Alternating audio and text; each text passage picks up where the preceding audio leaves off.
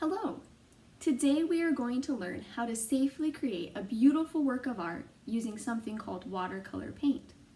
What is watercolor paint, you might ask? Well, watercolor is a kind of paint that is naturally dry. As you can see, nothing is on my finger as I touch this paint. In order to activate it to use it, you need, as the name suggests, water. In order to watercolor, you need the proper supplies.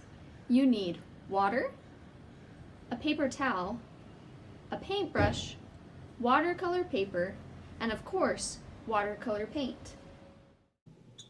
You cannot use normal computer paper. It's not sturdy enough and it will rip easily when the water and paint is applied. Now that you have all your supplies, especially your proper watercolor paper, let's paint.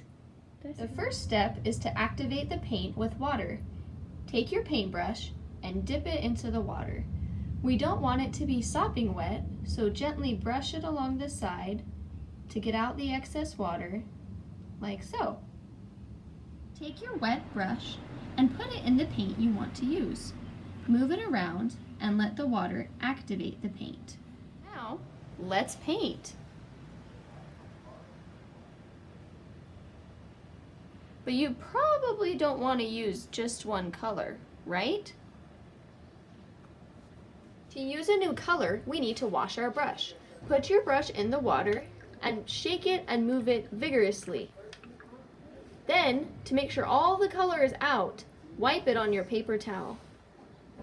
If our brush isn't completely clean, when we wipe it on the paper towel, there'll be traces of color. This shows us that we need to wash our brush a little more thoroughly. Now, all you need to do is repeat all the steps we've learned.